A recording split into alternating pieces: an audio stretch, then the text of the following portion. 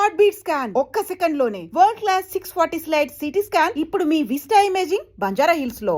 Sir మీ సినిమాలో ఎన్ని సినిమాలు ఉన్నా కూడా కొన్ని మైల్ స్టోన్ ఫిల్మ్స్ అన్ని అవి గుర్తుండిపోయిన సినిమాలు ఎప్పటికీ నిలిచిపోతాయి. బికాస్ ఫస్ట్ టైం అలాంటి సాహసం ప్రయోగం చేశారు. అపూర్వ సోదరులు కావచ్చు, లేకపోతే మన పుష్పక్, ఆఫ్ కోర్స్ పుష్పక విమానం, అది చెప్పక్కర్లేదు, ఇంకా మాటే చెప్పక్కర్లేదు దాని గురించి. అలాగే మైకల్ మదన్ కామరాజు, ఇంకా అసలు ఒకటి కాదు అన్ని కూడా. ఆదిత్య 369 అయితే మై ఆల్ టైమ్ ఫేవరెట్. ఆ కృష్ణదేవరాయలు, ఆ పాటలు, అది ఇది ఇవన్నీ ఈ బీజ రూపంలో స్ఫురణ ఎక్కడి నుంచి వస్తుంది మీకు? అంటే కథ తీసుకుని మీరు అల్లేస్తారా స్క్రీన్ ప్లే? అంటే ముందరే వస్తుంది ఐడియా, మెయిన్ ఐడియా కనుక ఈ రకంగా చేయాలనుకుంటే దానికి అట్లా అట్లా అల్లుకుంటూ పోవడం అది వస్తుంది. అది ఒక either you call it a gift or a god given, or నేను ఎందుకే చెప్పానే ఆల్ ఆర్డెండ్ అని. ఈ టైంలో అది వస్తుంది కనుక అది వస్తుంది, లేకపోతే రాదు. సో వస్తుంది, అది ఏదో అదృష్టం. అది నేను కూర్చుంటే వస్తుంది, డిస్కషన్లో బాగా వస్తుంది. మీకు ఎవరు రాసి, అంటే ఎవరన్నా డైలాగులు రాసి పెట్టేవారు? నేను ముందర ఎలా రాశాను. ఇప్పుడు నాకేమిటంటే మోర్ విజువల్ది, the return thing is very less. నా పిక్చర్స్ అంతా కూడా I do not believe in dialogue అదంతా కూడా ఏమంటే ఒరిజినల్ సినిమాలు పురాణాల నుంచి వచ్చేది. ఫోటోగ్రాఫీ స్టేజ్ ప్లేస్ అవి. నేను డైలాగ్ లేకుండా నడవదు. నేను నీతి తెలుగు పిక్చర్ అందులో ఎక్కువ విజువల్స్ ఎక్కువ. ఫస్ట్ పిక్చర్ పెద్ద ఫ్లాప్. ఎంత బాగా చెప్తున్నారు సార్, సూపర్ డూపర్. అది ఎటువంటి పిక్చర్? నీతి చేసి వచ్చి బాపు గారు అంత ఎవరి డైరెక్టర్, ఎవరి సంగీతం శ్రీనివాసన్ వెతికాడు. ఆయన విశాఖపట్నం రాశాడు, you don't miss something different అని చెప్పి. తర్వాత గుమ్మడి వెంకటేశ్వరరావు ఫ్లాప్ అని ఎలా అన్నారు సార్? పిక్చర్ రిలీజ్ చేశారు, వీళ్ళంతా పెట్టారు కదా. అప్పుడే సందేహం వచ్చింది, ఈ బాపు గారు ఎప్పుడు ఇంత బాగుంది అన్నారు. నాకేదో సందేహం వచ్చింది, పిక్చర్ అయింది. అదే బాపు గారికి అదే. అయితే బాపు గారు సీతా కళ్యాణ్ తీశారు, ముత్యాల ముగ్గ. అది ప్రతి పిక్చర్ నన్ను పిలిచి పక్కన కూర్చోబెట్టుకొని ఆయన చూస్తారు, చాలా క్లోజ్. ఆయన దానికి పిలిచాడు సీతా కళ్యాణం. నేను చెప్పాను, ఇది జనవరి 1 రిలీజ్ చేస్తే డిసెంబర్ 31 వరకు రన్ అవుతుంది. ముత్యాల ముగ్గు అప్పుడు మేము ప్రే చేసాము ఉండాలని. ఇటు కథ కాదు, ఇది ఎవరి ప్రేయర్ అక్కర్రే ఉందని చెప్పినారు. గుమ్మడి వెంకటేశ్వరరావు గారు ఆ పిక్చర్ని ఏదో కృష్ణా డిస్ట్రిక్ట్ ఏదో కొన్నారు. నేను పిక్చర్ చూసి ఈ మాట అన్నాను. ఎవరో ఆయన చెప్పారు, గుమ్మడి వెంకటేశ్వరరావు సంగీతం శ్రీనివాసరావు చెప్పారట, ఈ రకంగా 1 year ఆడుతుందట. సంగీతం నిజంగా చెప్పారా నిజంగా అడిగి ఎవరో పిలిచాం.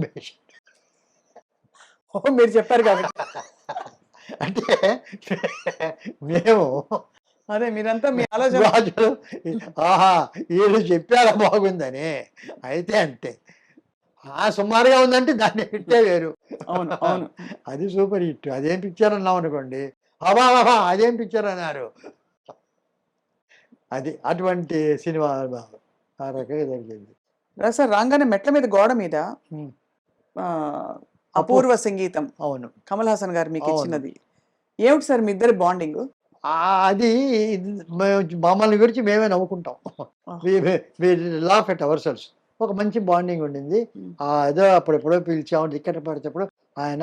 తర్వాత మంచి పిక్చర్ చేయడం, అక్కడి నుంచి వరుసగా ఒకటితో స్టార్ట్ చేసి వరుసగా వచ్చాము. ఈ మధ్య ఆయనకి ఏమిటంటే, నేను ఎక్కువగా నేను ఇవ్వడం లేదనేది ఒక కంప్లైంట్. అందరూ చేసేస్తే వస్తుంటారు కదా. I'm the one person who doesn't appear. ఇప్పుడు మీరు చెప్తున్నారు కనుక వెయిట్ అపియర్. అవును లేకపోతే వెరీ రేర్లీ ఎక్కడ కనిపించరు. కూడదని కాదు, అదేమిటో దానికి డ్రైవ్ లేదు. సో అతనేం చేశాడంటే, నన్ను రమ్మండి చేద్దామంటే, నేను ఆ సుముఖతో ఏదో బర్త్డే పిలుస్తారు, అంత 8 గంటల 9 గంటలకి నేను వస్తాను, వెళ్ళిపోతాను. ఇటువంటివి కొన్ని అన్నిటికీ వెళ్ళదు అది గారు. సో ఆయన ఒక సెలబ్రేట్ చేశాడు 4 నా సినిమాలు. అమావాస్య చంద్రుడు ఒకటి, రాజపర్వేది, పుష్పక విమానం, తర్వాత అపూర్వ సోదరుడు, విచిత్ర సోదరులు, బొంబాయి ఎక్స్ప్రెస్. ఈ 4 సినిమాల ఫెస్టివల్స్ ఆ ఎన్ఎఫ్డిసి థియేటర్లో వేసి 3 గంటల నుంచి 6 గంటలకు 6 గంటలకి ఏంటంటే ఇప్పుడు మణిరత్న గారు అంటే ఇళయరాజా అంటే పిసి శ్రీరాము ఏఆర్ రెహమాన్ వీళ్ళందరూ ఒక్కొక్క రోజు పిలిచి మన నాగశ్విన్ అమల అందరూ వచ్చారు. వచ్చి ఒక్కొక్కరు వాళ్ళు నన్ను ఇంటర్వ్యూ చేయడం అంటే క్వశ్చన్స్ అడగడం నేను వాళ్ళకి చెప్పడం నేను సెంటర్స్ నాకు ఒక వేరే డైరెక్టర్ షేర్ వేసి వాళ్ళు చెప్పడం కమల్ హాసన్ రావడం ఇది ఒక ఫెస్టివల్ చేసిన దానికి అపూర్వ సంగీతం అని పేరు పెట్టాడు. ఓహో ఆ సిరీస్ తాలూకు పోస్టర్ అది అదే బ్యాక్ డ్రాప్ అదే ఎలా ఉంటుంది సార్ మీరు యాజ్ అంటే యాజ్ ఒక ఫిల్మ్ మేకర్ గా డైరెక్టర్ గా మీ దృష్టిలో మీరు వర్క్ చేసిన వాళ్ళలో బెస్ట్ యాక్టర్ ఎవరు సార్? అంటే అడగంగానే పట్టేసి ఇప్పుడు అప్పుడప్పుడు అడగానే పట్టేసాలన్న నియమం లేదు. గంట అయిన తర్వాత పట్టినా ఓకే పట్టాలి, ఇప్పుడు పట్టాలి అంతే కదా. ఇప్పుడు one of the finest actors అందరూ కమల్ హాసన్ మొదలుకొని రాజ్ కుమార్ గారు మొదలుకొని ఎస్వి రంగారావు మొదలుకొని నాగేశ్వరరావు రామారావు అందరూ they're all their genius in their own way. SV Rangarao garu మాయాబజార్లో ఒక స్క్రిప్ట్ ఘటోద్గజుడు వస్తాడు శశేఖర్ రూమ్లోకి తీసుకెళ్ళడానికి. అలా వెళ్ళి short long short of Ghatotkacha entering from left of the camera and stands before Sasirekha's cot and sees cut low angle close shot of Ghatotkacha seeing happily ఇది shot అది తీయాలి. సో నేను వెనక కూర్చున్నాను. అక్కడ ఘటోద్గజుడు వెంకటేశ్వర గారు కేవీ రెడ్డి గారు కూర్చున్నారు. సార్ ఆయన సార్ అని పిలిచారు. ఇప్పుడు క్లోజప్ హ్యాపీ అన్నారు. అది కాదు హ్యాపీ కాదు ఆయన వేసి ఆహా నా సోదరునికి తగిన కన్య అని డైలాగ్ ఉంది. నా సోదరునికి తగిన కన్య ఆ సోదరునికి తగిన కన్య అనే డైలాగ్ చెప్పమన్నారు. నేను నా సోదరునికి తగిన కన్య అని విస్పర్ చెప్పాలా? రాక్షసుణ్ణి ఆహా నా సోదరునికి తగిన కన్య అన్నాడా? ఒక 3-4 విధాలుగా చెప్పి ఏ విధంగా నేను చెప్పాలి? ఇంత గొప్ప క్వశ్చన్ అది యాక్చువల్లీ. అదే స్టాల్వర్డ్స్ అని అడిగారంటే ఒక్కొక్కరు ఎటువంటి స్టాల్వర్డ్స్ అని చెప్తాను. సో అడిగాడు. అప్పుడు కేవీ రెడ్డి గారు ఆ డైలాగ్ రాసింది మీరు పలకడానికి కాదు మీ మనస్సులో అనుకోవడానికి అన్నాడు.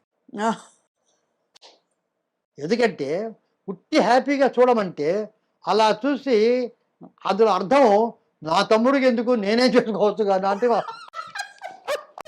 అనే అర్థం వస్తుంది. ముఖంలో పవిత్రత ఉండదు.